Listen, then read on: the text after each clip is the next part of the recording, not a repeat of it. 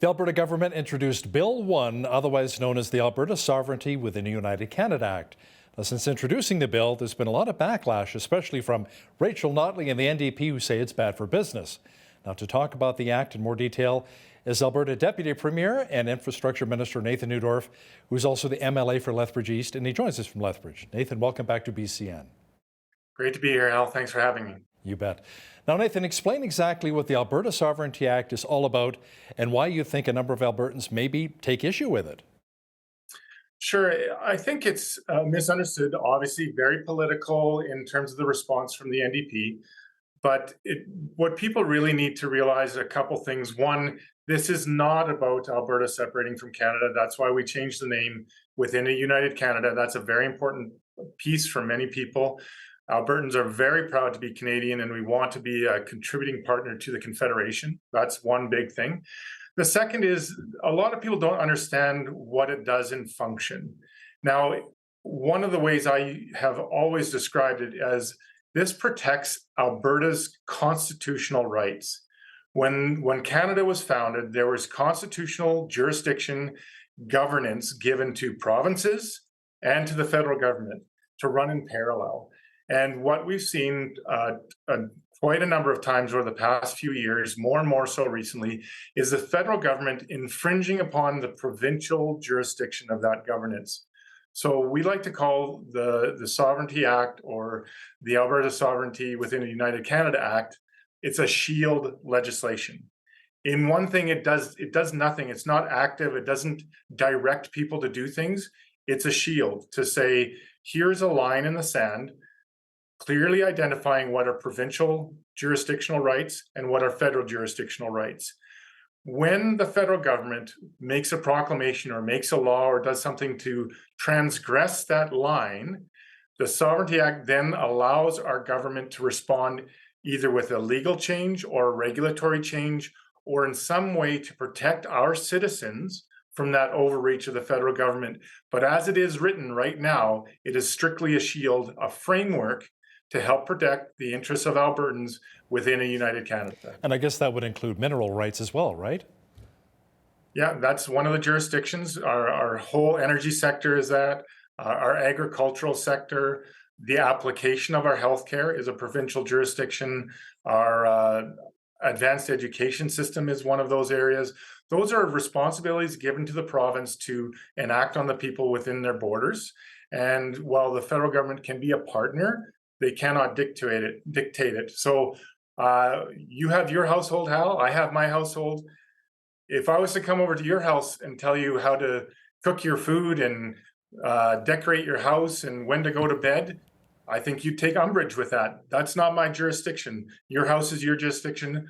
My house is my jurisdiction. This is the same thing on a government level. But I wouldn't mind you coming over and cooking a meal every now and then. That wouldn't be too bad. Now, sure, I look forward to that. Now, Nathan, what are some of the actual amendments that have been made to Bill 1? We made two specific amendments. One was to more comprehensively define the word harm. What did it mean for the federal government to inflict harm upon the province? So we define that in 2 bullet points, and we can get into technical language, but it basically more closely defines what we mean by that for economic harm and other harm, so that we limit the range of that application of the Sovereignty Act should it be enforced.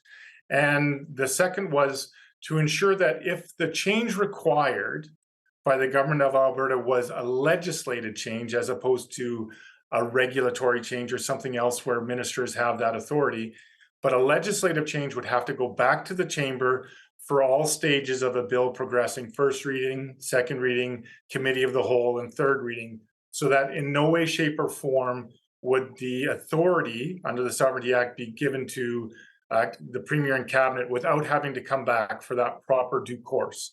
So those were the 2 amendments that we made to that bill. Now, Nathan, the Alberta Treaty Chiefs have allegedly outright rejected the Alberta Sovereignty within the United Canada Act. Now, they say their treaty rights lie with the federal and not the provincial government. Why didn't the UCP maybe meet with these chiefs prior to introducing Bill 1? I think there's some confusion of that as well, and some timing issues. We probably could have done a better job to make sure we more fully explained with them. That would always be our intent.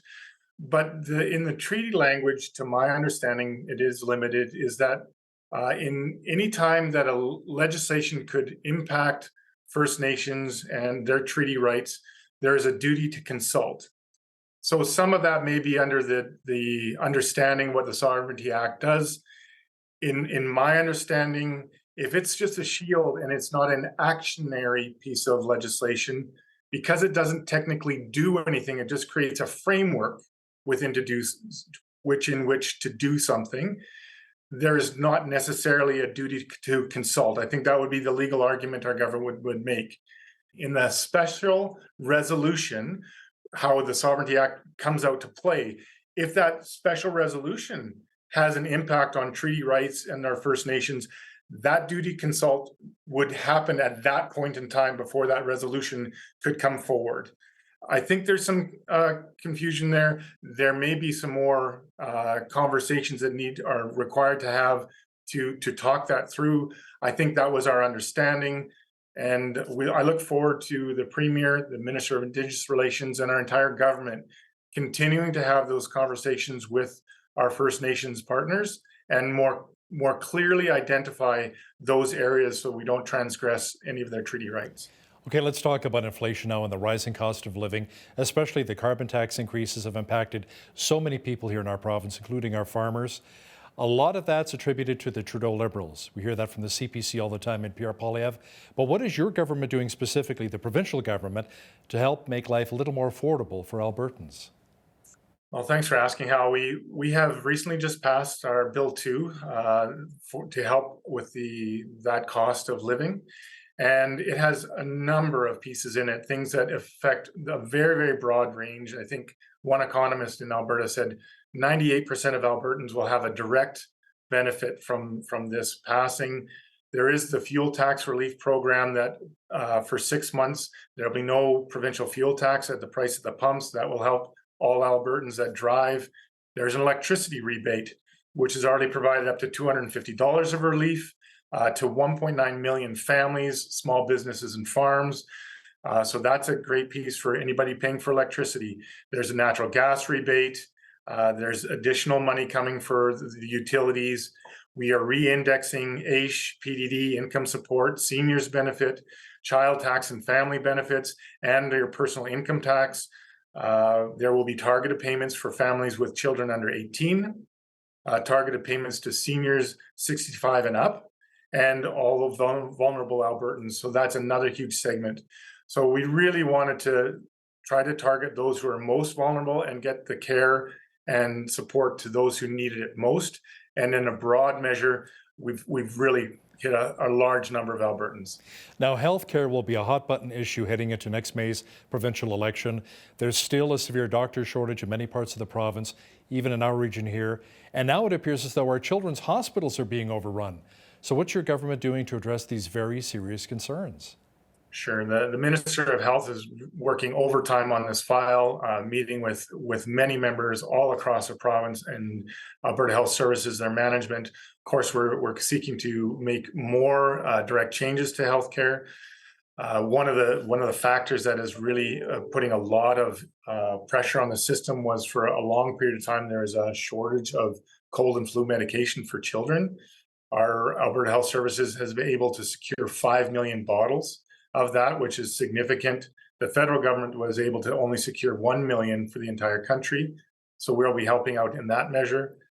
We have hired through our primary care network 17 new doctors, family doctors for Lethbridge. We are still waiting for many of them to come to Lethbridge and set up practice. That can take some time. I believe there are 3 doctors now in Lethbridge that are receiving patients, and that they'll be filling up very quickly. There is a lot of demand. I'd like to thank our frontline workers, our doctors, our nurses, our practitioners, our LPNs. They are working an incredible amount trying to keep people safe and healthy through this winter season. Nathan, the AHS recently said that 17 of the 20 ICU beds in Lethbridge have been taken up mainly due to those who are battling influenza. Have you ever sat down with Health Minister Jason Copping and say, why do we only have 20 ICU beds at the Chinook Regional Hospital when there's over 100,000 people here?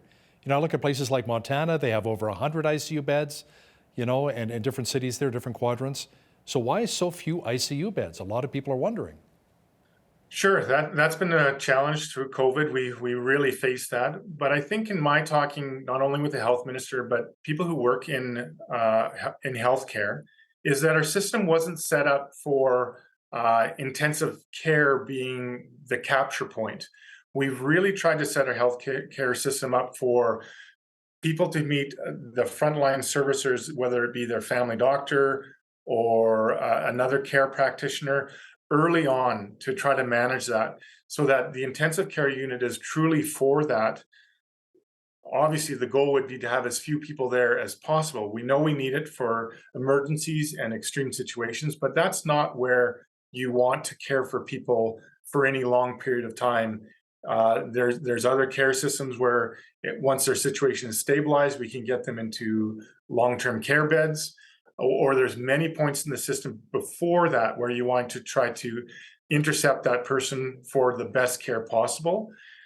Intensive care is very specific for a very specific period of time. And that's why having too many beds is a cost to the system that's not regularly being utilized, or during a pandemic, that is definitely a strain, but we want to find other places for them to receive the care that they need. The latest Abacus poll has the NDP leading the UCP 33 to 35% support. But Nathan, there are also 25% of Albertans who are simply undecided. What will your party do to kind of shore up that support between now and May? We are continuing to show them that we are capable, we're competent, and we care. Those are really the driving forces of our government. We are doing everything we can to protect them, their well-being, their health, and make the changes that they need to get the service that they want. I will also point out that the trend of the polling over the last month or so has definitely, we've gained 12 to 14 points depending on the poll that you look at. We are starting to come together again. I think there was some turbulence with the leadership race. People weren't sure who we were or what we were for. We are beginning to answer those questions. We're beginning to gain momentum, and we're beginning to show them what we are capable of and how we can do it. I've never been more excited to be a united Conservative with my colleagues and make the changes that Albertans expect and provide the good government that they expect right across the spectrum of ministries. Let's circle back to healthcare for just a moment and talk about the new cancer treatment center, which I believe is opening in 2024 in Calgary. And it's what, over $2 billion project that you handed over to the AHS. Let's talk a bit about that. Yeah, this is just a fantastic treatment facility that will take some time to populate, as there's over 2 million square feet of space to move beds and equipment and materials into, not to mention the fact there's a lot of staff that will have to move from their current cancer center to this one and be oriented. Believe me, I was there for a couple of hours, and without a guide, I would have been lost. It is just an enormous space. It is a beautiful, beautiful building with direct sunlight into nearly every single room, be it a patient or a team room. And it's just really, really beautiful in the heart of the city. It has the most advanced technology available. It will really make a difference in people's lives. And when you consider that out of every single Albertan, 1 in 2 will likely experience cancer in their lifetime, this kind of resource should bring tremendous hope to many, many people all across Alberta, because it will definitely save lives. Nathan, the province recently announced that the twinning of Highway 3 is finally coming to fruition. Many would agree that the project is not only important for saving lives, twinning the highway, but it'll also be a huge benefit for our region economically. Can you talk about both points? For sure. Yeah, the first part definitely is safety. When you have single lane highway with a lot of farm equipment, with a lot of heavy trucks transporting things, sometimes we can be a little impatient with driving, and then you seek to pass. It does have some twists and turns and curves. It's got some passing lanes, but we just want that safety aspect to be all the way through from end to end. So that's a big motivating factor there, as well as the economic benefit. We have a huge agricultural community down here in the south, and getting those crops to the manufacturers here in Lethbridge or other facilities in and around southern Alberta, doing so safely, doing so in a manner that they know that their drivers and their workers are in the best place possible, to not only get it to the manufacturers, but back to the farm, back home, as well as to our rail yards across the border, to other shipping venues. This is a real driver to say that our government has invested in agriculture in the South in a very meaningful way for those 2 points, like you said, safety and economic benefit. A large part of our economy here in southwestern Alberta is based on agriculture. What plans does your government have moving forward in 2023 to really help our farmers and producers? Sure. After reaching some incredible investment and job creation targets ahead of schedule in our agri-food investment and growth strategy, the Ministry of Agriculture will be introducing a new competitive agri-food value-added processing and manufacturing program that will make Alberta even more competitive with the jurisdictions that we compete against. I think we've got a couple of very strong neighbors, and we love working with them wherever we can, but there is some competition. I think good competition is good for business. So this is helping us take another step in that direction. We want to reduce red tape, make it easier for that sector to do business. We want to evaluate the best options for those new incentive programs. And our goal is to make sure that our producers have everything they need to grow their product, have it produced, and get it to market. So I'm really excited about what the future holds in that regard. Nathan, homelessness and the opioid crisis continue to rage on here in our city. What's the province really doing, in what capacity, working with the City of Lethbridge to address a lot of these issues? Yeah, this continues to be a challenge, and a significant partnership that our province has embarked on is what we call intergovernmental health table. So that's provincial government representatives, including myself from the region as vice chair, the city, the Blood Tribe Health Health Services, and the Blood Tribe members of the Blood Tribe.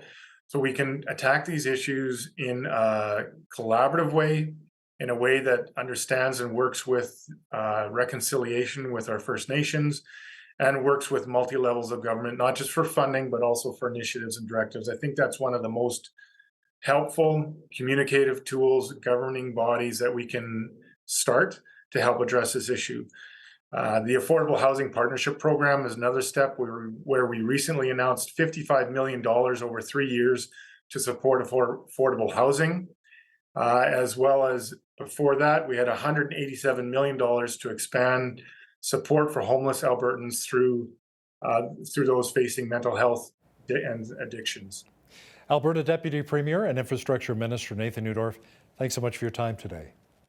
You bet. Thanks very much, Hal. On behalf of all of us here at Bridge City News, I'm Hal Roberts. God bless and thanks for watching.